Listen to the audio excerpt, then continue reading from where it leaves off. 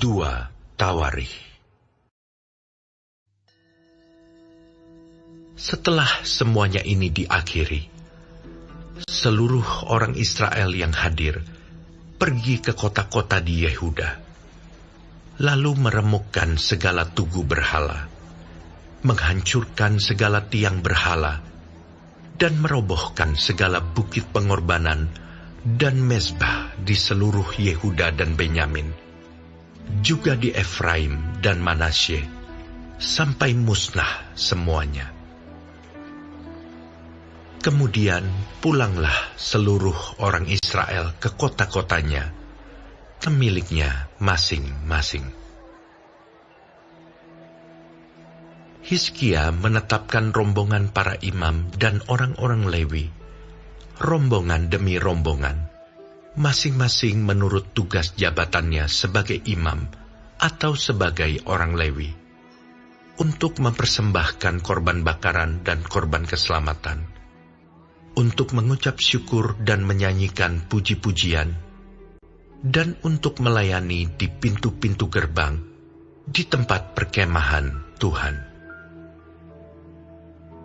Raja memberi sumbangan dari harta miliknya untuk korban bakaran, yakni korban bakaran pada waktu pagi dan pada waktu petang, korban bakaran pada hari-hari Sabat dan pada bulan-bulan baru, dan pada hari-hari raya, yang semuanya tertulis di dalam Taurat Tuhan.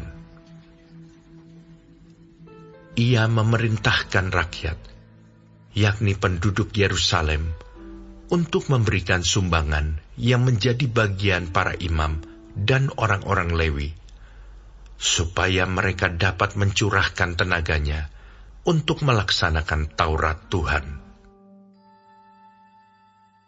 Segera setelah perintah ini tersiar, orang Israel membawa dalam jumlah yang besar hasil pertama daripada gandum, anggur, minyak, madu, dan segala macam hasil bumi. Mereka membawa juga persembahan persepuluhan dari segala sesuatu dalam jumlah yang besar. Orang Israel dan orang Yehuda yang tinggal di kota-kota Yehuda juga membawa persembahan persepuluhan yang terdiri dari lembu sapi dan kambing domba, dan persembahan persepuluhan yang terdiri dari persembahan kudus yang telah dikuduskan bagi Tuhan Allah mereka. Semuanya itu diletakkan mereka bertimbun-timbun. Mereka mulai membuat timbunan itu pada bulan yang ketiga, dan mereka selesai pada bulan yang ketujuh. Hizkia dan para pemimpin datang melihat timbunan itu, dan mereka memuji Tuhan dan umat-Nya, orang Israel. Hizkia menanyakan para imam dan orang-orang Lewi tentang timbunan itu, dan dijawab oleh Asaria, kepala imam keturunan Zadok, demikian. Sejak persembahan khusus mulai dibawa ke rumah Tuhan, kami telah makan sekenyang-kenyangnya, namun sisanya masih banyak. Sebab Tuhan telah memberkati umat-Nya, sehingga tinggal sisa yang banyak ini. Kemudian Hizkia menyuruh menyediakan bilik-bilik di rumah Tuhan, dan mereka menyediakannya. Dan dengan setia mereka membawa segala persembahan khusus, persembahan persepuluhan, dan persembahan-persembahan kudus itu ke sana. Konanya, seorang Lewi, mengawasi semuanya, dan Simei, saudaranya, adalah orang kedua. Sedang Yehiel, Azazia, Nahat, Asael, Yerimot, Yozabat, Eliel, Yismakia, Mahat dan Benanya adalah penilik di bawah konanya dan Simei saudaranya itu, sesuai dengan petunjuk Raja Hizkia dan Azaria, kepala rumah Allah. Dan Kore bin Yimna, seorang Lewi, penunggu pintu gerbang di sebelah timur, mengawasi pemberian-pemberian sukarela untuk Allah, serta membagi-bagikan persembahan khusus yang untuk Tuhan dan persembahan-persembahan Maha Kudus. Di kota-kota imam, ia dibantu dengan setia oleh Eden, Minyamin, Yesua, Semaya, Amaria, dan Sekanya dalam pembagian itu kepada saudara-saudara mereka menurut rombongan, kepada orang dewasa dan anak-anak, kecuali kepada setiap orang yang masuk ke rumah Tuhan menurut hari-hari yang ditetapkan, menurut tugas jabatan yang ditugaskan kepadanya, dan menurut rombongannya, yakni mereka yang tercatat dalam daftar sebagai laki-laki yang berumur 3 tahun ke atas. Para imam dicatat dalam daftar menurut puak-puak mereka, sedang orang-orang Lewi yang berumur 20 tahun ke atas dicatat menurut tugas dan rombongan mereka. Para imam terdaftar dengan seluruh keluarga mereka, yakni istri, anak laki-laki, dan perempuan, seluruh kaum itu. Karena dengan setia mereka menguduskan diri untuk persembahan kudus. Bagi keturunan Harun, yakni imam-imam yang tinggal di padang-padang penggembalaan sekitar kota-kota mereka, di setiap kota ada orang-orang yang ditunjuk dengan disebut namanya, untuk mengadakan pembagian kepada setiap orang laki-laki dari keluarga imam, dan kepada setiap orang Lewi yang terdaftar. Demikianlah perbuatan Hizkia di seluruh Yehuda. Ia melakukan apa yang baik, apa yang jujur, dan apa yang benar di hadapan Tuhan Allahnya. Dalam setiap usaha yang dimulainya untuk pelayanannya terhadap rumah Allah dan untuk pelaksanaan Taurat dan perintah Allah, ia mencari Allahnya.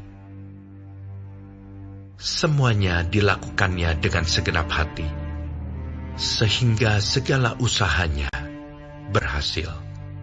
Kitab 2 Tawarikh.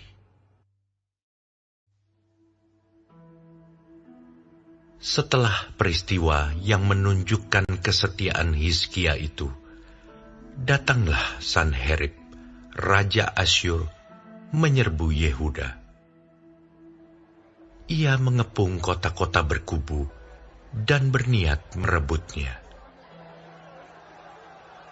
Ketika Hizkia mengetahui bahwa Sanherib datang hendak memerangi Yerusalem, ia berunding dengan para panglima dan pahlawannya untuk menutup segala mata air yang terdapat di luar kota, dan mereka itu bersedia membantunya. Maka berkumpullah banyak orang. Mereka menutup semua mata air dan sungai yang mengalir dari tengah-tengah negeri itu. Kata mereka, "Mengapa raja-raja Asyur harus mendapat banyak air kalau mereka datang?" Dengan sekuat tenaga, Hizkia membangun kembali seluruh tembok yang telah terbongkar, mendirikan menara-menara di atasnya, dan tembok yang lain di luarnya. Ia memperkuat juga Milo di kota Daud, dan membuat lembing dan perisai dalam jumlah yang besar. Ia mengangkat panglima-panglima perang yang mengepalai rakyat, menyuruh mereka berkumpul kepadanya di halaman pintu gerbang kota, dan menenangkan hati mereka dengan kata-kata, "Kuatkanlah dan teguhkanlah hatimu. Janganlah takut dan terkejut terhadap Raja Asyur serta seluruh laskar yang menyertainya. Karena yang menyertai kita lebih banyak daripada yang menyertai dia. Yang menyertai dia adalah tangan manusia, tetapi yang menyertai kita adalah Tuhan, Allah kita, yang membantu kita dan melakukan peperangan kita." Oleh kata-kata Hizkia, Raja Yehuda itu, rakyat mendapat kepercayaannya kembali. Sesudah itu Sanherib Raja Asyur, yang sedang mengepung Lakis dengan seluruh kekuatan tentaranya, mengutus beberapa pegawai ke Yerusalem, kepada Hizkia Raja Yehuda, dan kepada semua orang Yehuda yang ada di Yerusalem, dengan pesan, "Beginilah titah Sanherib Raja Asyur. Apakah yang kamu harapkan? Maka kamu tinggal saja di Yerusalem yang terkepung ini. Bukankah Hizkia memperdayakan kamu? Supaya kamu mati kelaparan dan kehausan. Dengan mengatakan, Tuhan Allah kita akan melepaskan kita dari tangan Raja Asyur. Bukankah Hizkia ini yang menjauhkan segala bukit pengorbanan dan mesbah Tuhan itu, dan berkata kepada Yehuda dan Yerusalem, hanya di depan satu mesbah kamu harus sujud menyembah dan membakar korban di atasnya? Tidakkah kamu ketahui apa yang aku dan nenek moyangku lakukan terhadap semua bangsa negeri-negeri lain? Apakah para Allah bangsa-bangsa segala negeri itu pernah berhasil melepaskan negeri mereka dari tanganku? Siapa daripada semua Allah bangsa-bangsa yang sudah ditumpas nenek moyangku itu dapat melepaskan bangsanya dari tanganku? Masakan Allahmu dapat melepaskan kamu dari tanganku? Sekarang janganlah Hizkia memperdayakan dan membujuk kamu seperti ini. Janganlah percaya kepadanya, karena tidak ada Allah dari bangsa atau kerajaan manapun yang dapat melepaskan bangsanya dari tanganku dan dari tangan nenek moyangku. Lebih-lebih lagi, Allahmu itu takkan dapat melepaskan kamu dari tanganku. Dan masih banyak lagi yang diucapkan pegawai-pegawai Sanherib itu menentang Tuhan Allah dan menentang Hizkia hambanya. Ia menulis juga surat yang penuh cela dan hujat terhadap Tuhan, Allah Israel. Bunyinya, sebagaimana para Allah bangsa-bangsa segala negeri lain tidak dapat melepaskan bangsanya dari tanganku, demikian pula Allah Hizkia takkan dapat melepaskan bangsanya dari tanganku. Dan mereka berseru dengan suara nyaring dalam bahasa Yehuda kepada rakyat Yerusalem yang ada di atas tembok, untuk menakutkan dan mengejutkan mereka, supaya mereka dapat merebut kota itu. Mereka berbicara tentang Allah Yerusalem, seperti tentang para Allah bangsa-bangsa di dunia, adalah buatan tangan manusia. Tetapi oleh karena itu, Raja Hizkia dan Nabi Yesaya bin Amos berdoa dan berseru kepada sorga. Lalu Tuhan mengirim malaikat yang melenyapkan semua pahlawan yang gagah perkasa, pemuka dan panglima yang ada di perkemahan Raja Asyur, sehingga ia kemalu-maluan kembali ke negerinya. Kemudian ia ditewaskan dengan pedang oleh anak-anak kandungnya sendiri ketika ia memasuki rumah Allahnya.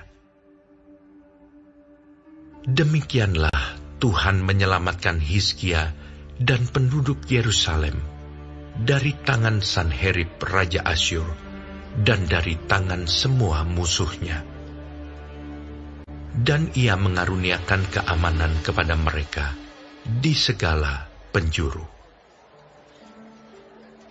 Banyak orang membawa persembahan ke Yerusalem untuk Tuhan dan barang-barang berharga untuk Hizkia, Raja Yehuda itu.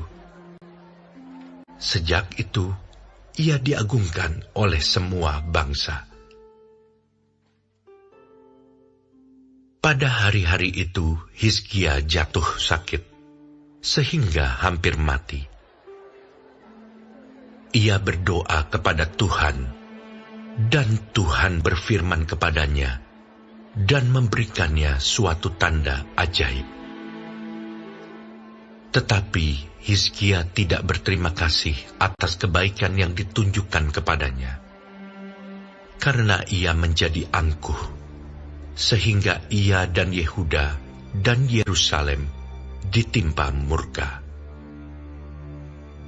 Tetapi ia sadar akan keangkuhannya itu, dan merendahkan diri bersama-sama dengan penduduk Yerusalem, sehingga murka Tuhan tidak menimpa mereka pada zaman Hizkia.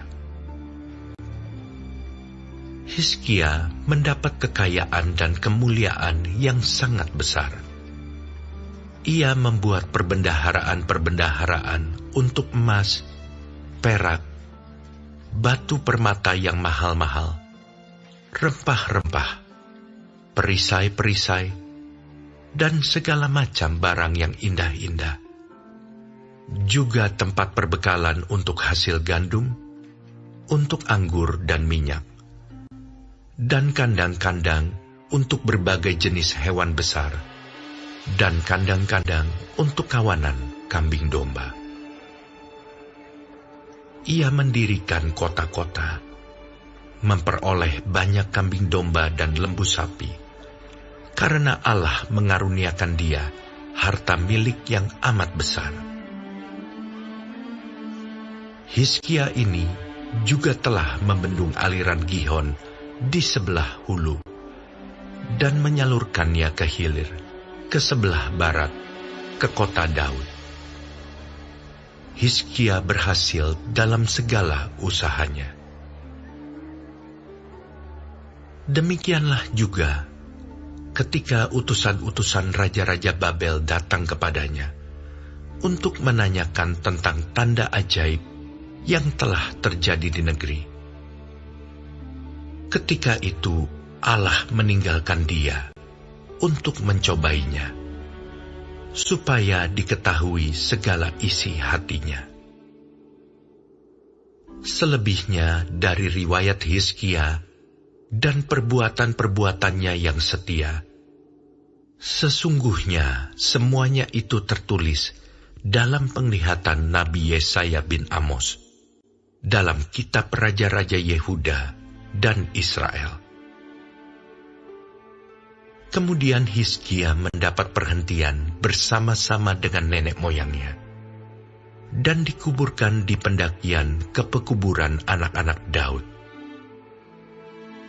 Pada waktu kematiannya, seluruh Yehuda dan penduduk Yerusalem memberi penghormatan kepadanya. Maka Manasye anaknya menjadi raja menggantikan dia. Kitab 2 Tawarikh.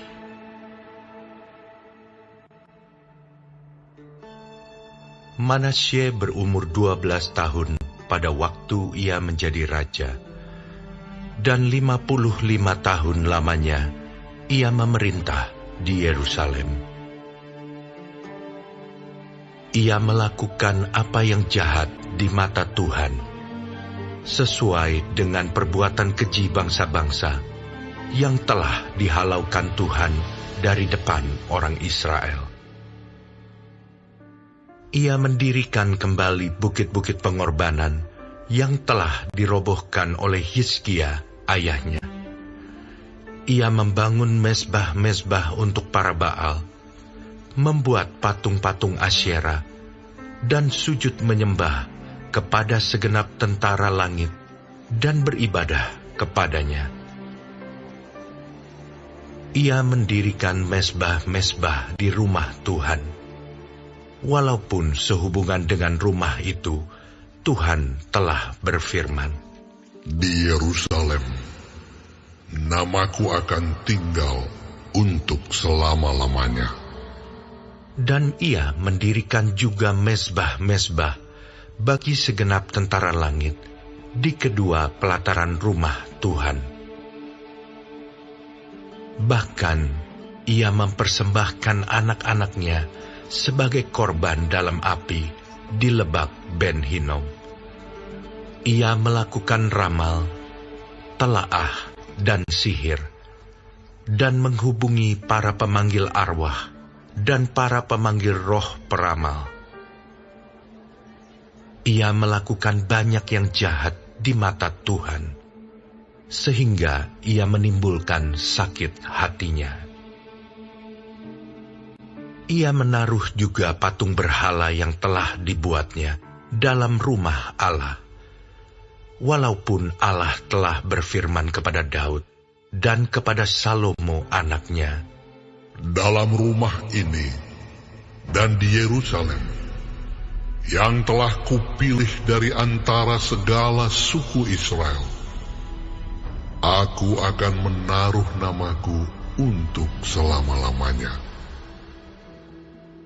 Aku tidak akan membuat pula orang Israel berjejak keluar dari tanah yang telah kutentukan untuk nenek moyangmu, asal saja mereka melakukan dengan setia segala yang telah kuperintahkan kepada mereka dengan perantaraan Musa, yakni segala hukum, ketetapan, dan peraturan." Tetapi Manasye menyesatkan Yehuda dan penduduk Yerusalem, sehingga mereka melakukan yang jahat lebih daripada bangsa-bangsa yang telah dipunahkan Tuhan dari depan orang Israel. Kemudian berfirmanlah Tuhan kepada Manasye dan rakyatnya, tetapi mereka tidak menghiraukannya. Oleh sebab itu, Tuhan mendatangkan kepada mereka panglima-panglima tentara Raja Asyur yang menangkap Manasye dengan kaitan, membelenggunya dengan rantai tembaga, dan membawanya ke Babel. Dalam keadaan yang terdesak ini, ia berusaha melunakkan hati Tuhan Allahnya. Ia sangat merendahkan diri di hadapan Allah nenek moyangnya, dan berdoa kepadanya. Maka Tuhan mengabulkan doanya dan mendengarkan permohonannya. Ia membawanya kembali ke Yerusalem dan memulihkan kedudukannya sebagai raja. Dan Manasye mengakui bahwa Tuhan itu Allah. Kemudian ia mendirikan tembok luar pada kota Daud, di sebelah barat Gihon, di lembah, sampai dekat pintu gerbang ikan mengelilingi Ofel. Tembok itu dibuatnya sangat tinggi. Ia menempatkan juga panglima-panglima perang di tiap kota kubu di Yehuda. Ia menjauhkan allah-allah asing dan berhala dari rumah Tuhan, juga segala mezbah yang didirikannya di atas gunung rumah Tuhan dan di Yerusalem, dan membuangnya keluar kota. Ia menegakkan kembali mezbah Tuhan, mempersembahkan korban keselamatan dan korban syukur di atasnya, menyerukan kepada Yehuda untuk beribadah kepada Tuhan Allah Israel. Walaupun demikian, rakyat masih mempersembahkan korban di bukit-bukit pengorbanan, tetapi hanya kepada Tuhan Allah mereka. Selebihnya dari riwayat Manasye, doanya kepada Allahnya, dan ucapan-ucapan para pelihat yang berkata-kata kepadanya dengan nama Tuhan Allah Israel, sesungguhnya semuanya itu terdapat dalam riwayat raja-raja Israel. Doanya dan pengabulan doanya, segala dosa dan ketidaksetiaannya, semua tempat di mana ia telah membangun bukit-bukit pengorbanan, serta mendirikan tiang-tiang berhala dan patung-patung sebelum ia merendahkan diri. Sesungguhnya, semuanya itu tertulis dalam riwayat para pelihat. Kemudian Manasye mendapat perhentian bersama-sama dengan nenek moyangnya, dan ia dikuburkan di dalam istananya. Maka Amon anaknya menjadi raja menggantikan dia.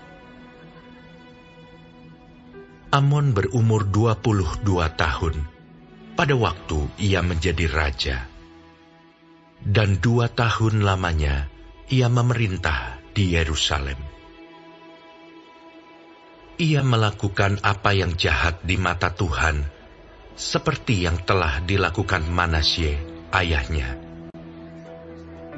Amon mempersembahkan korban kepada segala patung yang dibuat Manasye ayahnya, dan beribadah kepada patung-patung itu.